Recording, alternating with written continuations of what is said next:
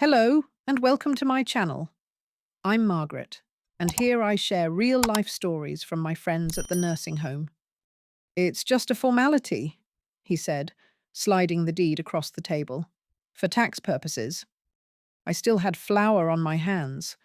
I'd been baking his favorite pie, bourbon pecan, because he'd mentioned craving it the night before. And after 31 years of marriage, you start listening to those little things like they matter. He was already dressed for golf, hair still damp from the shower, collar crisp. I looked at the line where I was supposed to sign, and then at him, the man I'd built a whole life beside. My fingers hesitated over the pen. Come on, Ruth, don't make this a thing. He smiled like he was humoring a child. You know I'd never do anything to hurt you. So I signed. I signed because I believed him. Because I was tired. Because it was easier than asking why my name was coming off something we'd built together.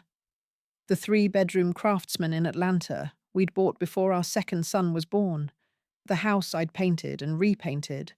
The kitchen I'd fought to remodel when we finally paid off the mortgage. 2 weeks later, I got the envelope. It was left on the counter by the coffee machine. Manila, neat, thick. I assumed it was a contract or something for his firm.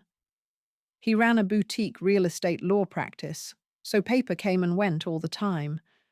But then I saw my name typed on the label. Ruth Ellen Atwood. Personal and confidential. My heart knew before my hands opened it. The first page read, Petition for dissolution of marriage. Filed, Fulton County, Georgia. Plaintiff, Daniel Gregory Atwood. Defendant, Ruth Ellen Atwood. The date it had been filed? 3 days after I signed the deed.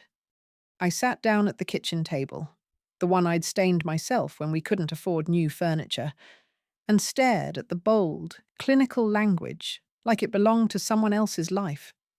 Irretrievably broken. No contest. No alimony requested. He hadn't even had the decency to tell me himself. He was out on the course when I called his phone. Straight to voicemail. The next morning, he showed up at 8:07 a.m. in a blazer like it was just another Tuesday. His keys jingled as he dropped them on the console table, acting like nothing had happened. Morning, he said, sniffing around the kitchen. You make coffee? I stood in the doorway, holding the petition. You filed for divorce, I said. He looked up, almost annoyed, and let out a long breath. Ruth, come on. I didn't want it to be messy. Messy? It's better this way, he said. We both know we've grown apart, and you'll be fine. I already arranged for a mediator to help sort everything out. It's cleaner. I could hardly breathe. You told me the deed was for taxes. It was, he said, but it made sense to simplify things. You don't need the house. I live here. He gave a little laugh, patronizing, flat. I mean, the kids are grown. You don't need this much space. We can list it, split the equity. But my name's not on it anymore. That stopped him for a half-second. Then he straightened his tie. Well, technically, yeah, but that's just paperwork. We'll sort it out. We'll sort it out. Like he hadn't already unsorted everything. Let me pause here and tell you something about myself. My name is Ruth Ellen Atwood. I'm 64 years old. I have 2 grown sons. One lives in Charlotte with his wife and 2 Labradors. The other teaches middle school science in Minneapolis.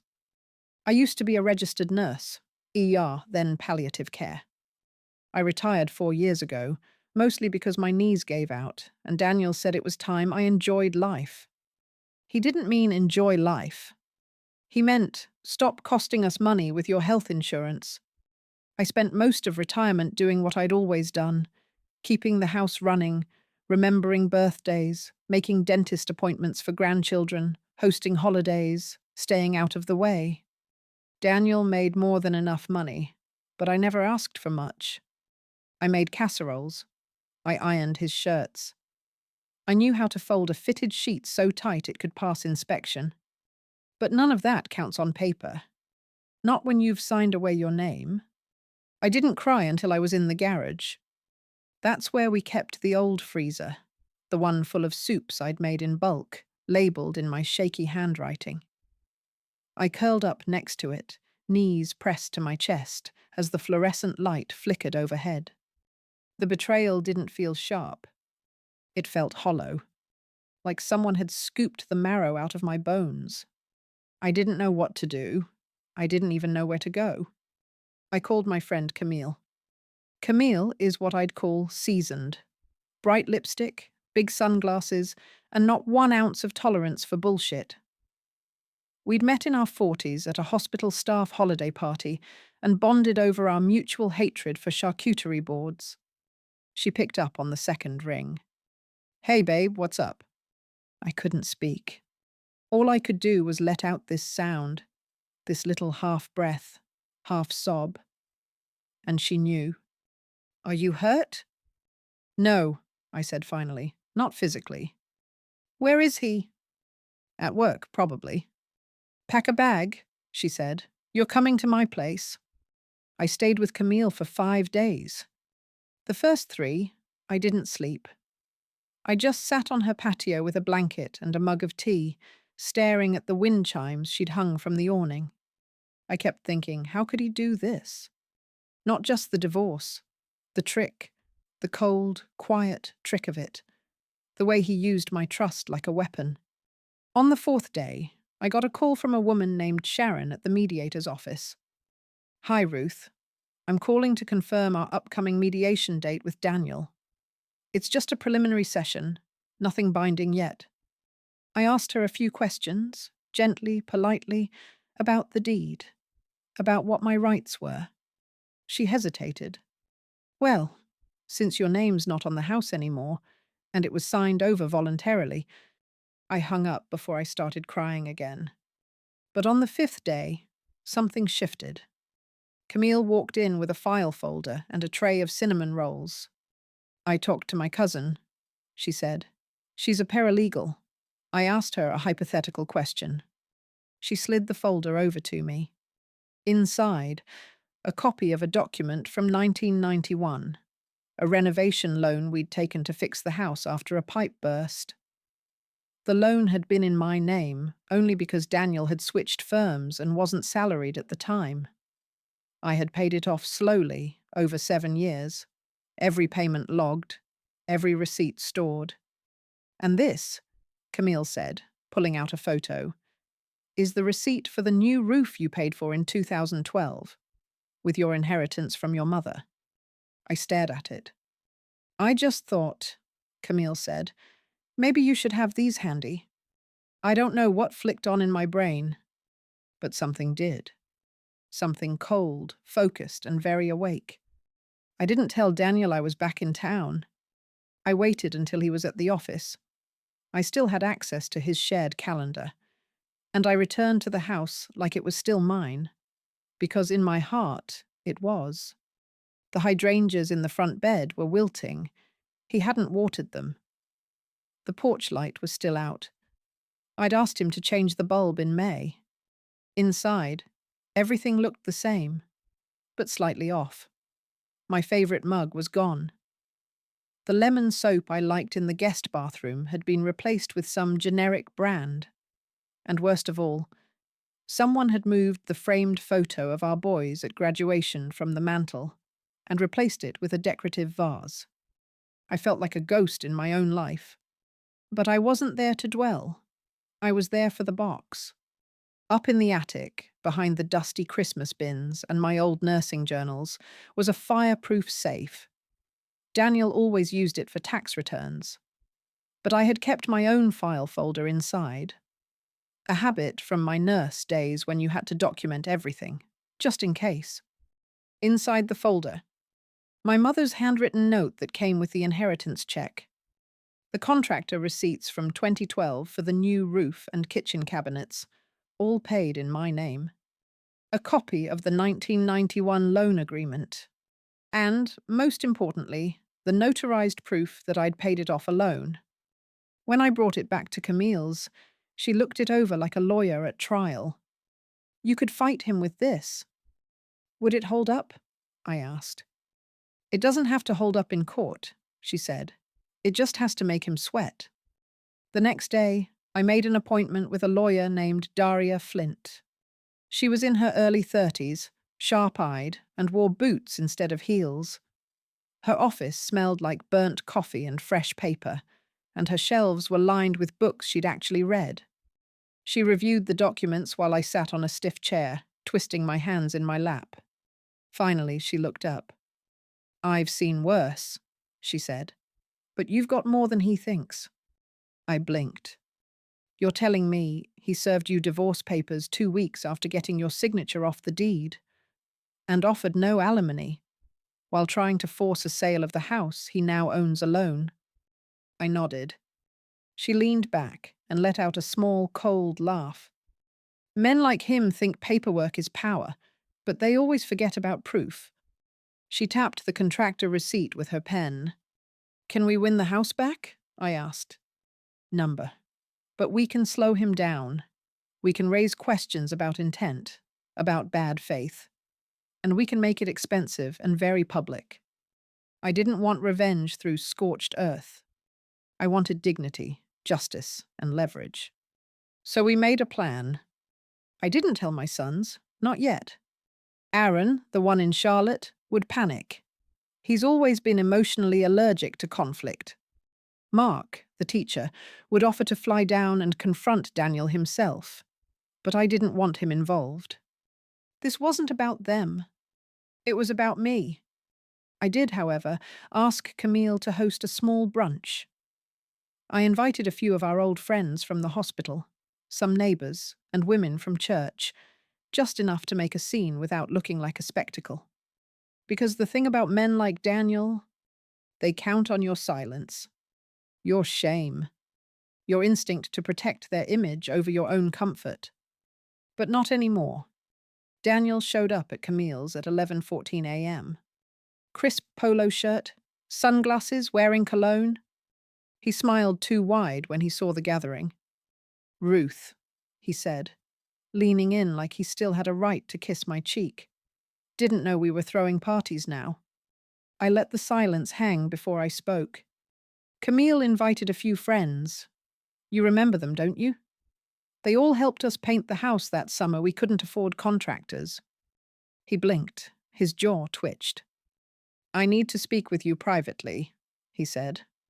Camille, bless her, handed him a mimosa and said, "She'll be with you in a minute." In the kitchen, I laid it all out. The receipts, the loan, the inheritance, and finally, a letter Daria helped me write. Not a threat, but a warning that if he didn't renegotiate the settlement, I would file a claim alleging intentional financial coercion.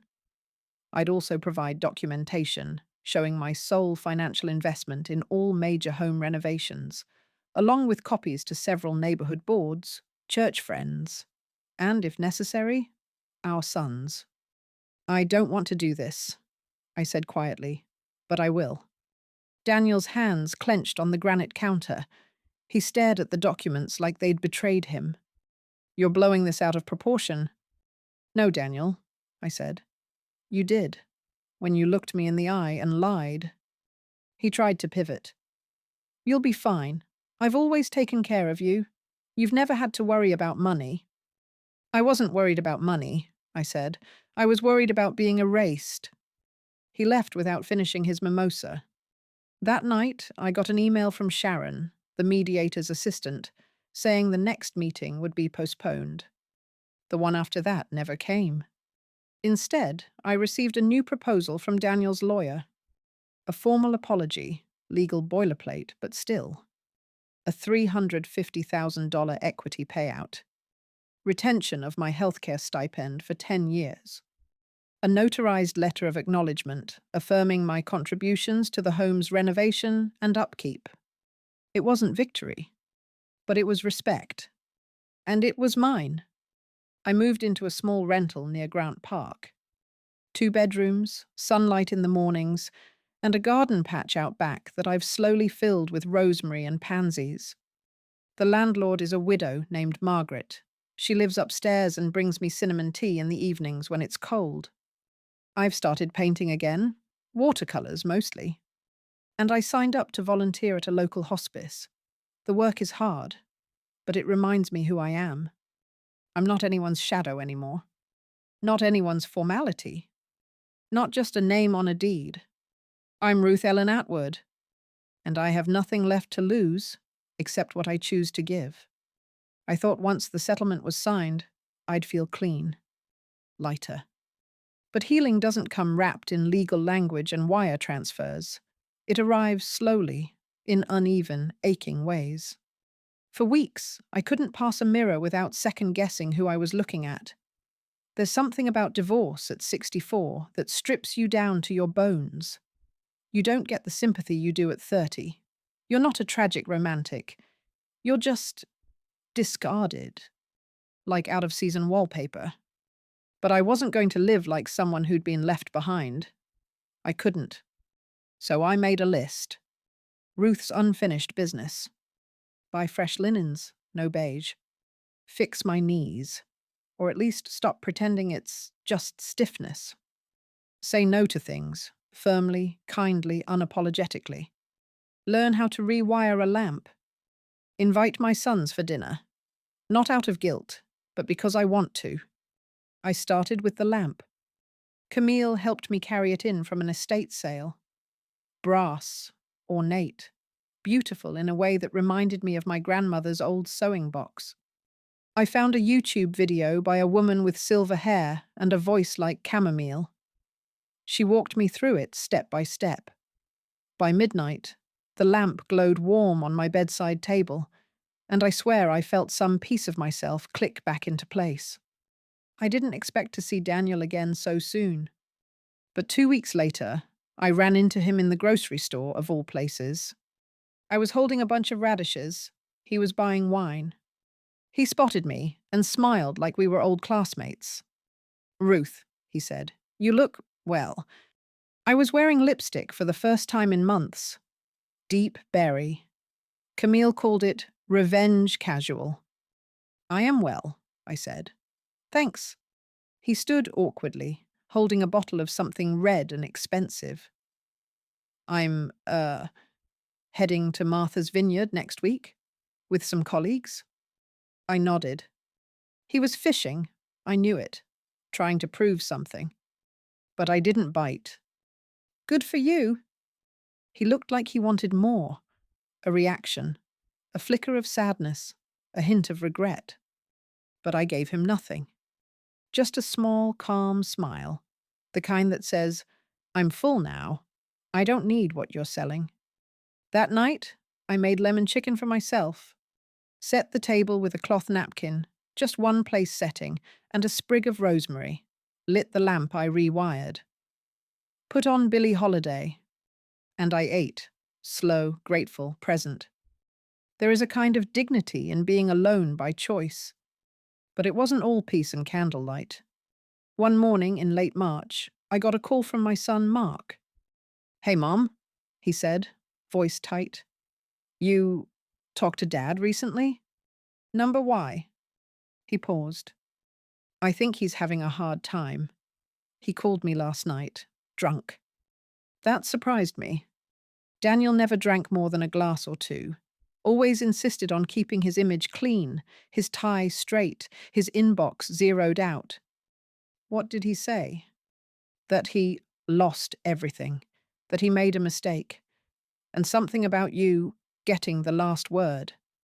I laughed, not mean, but tired. "I don't want the last word," I said. "I just wanted my own." Mark was quiet for a moment. "I don't know everything that happened," he said, "but I'm proud of you, Mom." That nearly undid me. Because for years, I had felt like the background character in my own family, the one who cooked, who scheduled, who drove carpool, who made things seamless. I didn't know they ever really saw me. But maybe they had. Maybe they just didn't have the language for it until now. A week later, Aaron called too. His wife was pregnant. Another grandbaby on the way. "I was thinking," he said, "maybe this Christmas you host?" It was a small sentence, but it was everything. Camille and I turned the rental house into something warm. She helped me paint the walls a soft green. We found a thrift store table that seated 6, and I filled the shelves with cookbooks I hadn't opened since 2010. I planted lavender near the window, bought a wind chime, started sleeping with the windows cracked, even in early spring. There's a particular joy in becoming someone new, not out of bitterness, but out of possibility.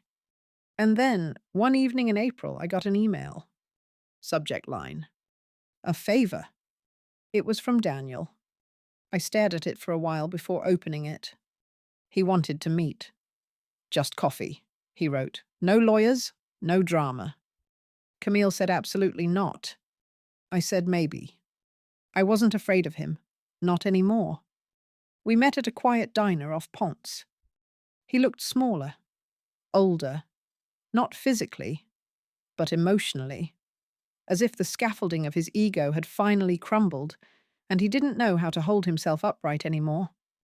Thanks for coming, he said. I ordered tea. He ordered nothing. I owe you an apology, he began. I let him speak. He went on about how he thought he was doing the right thing, how he believed I didn't care about the house, how he thought I'd just accept it, move on, and keep the peace like I always had. I underestimated you, he said. That's an understatement. He winced. Fair. There was a pause. I guess I didn't think you'd fight back. I didn't fight, I said. I remembered. Remembered what? Who I was before I got quiet. When I left the diner, I didn't feel triumphant. I didn't feel vindicated. I just felt clean. Like I'd finally washed off 30 years of small compromises and invisible grief. That night, I wrote a letter. Not to Daniel. Not to the boys. To myself. It began, Dear Ruth, thank you for coming back. I missed you.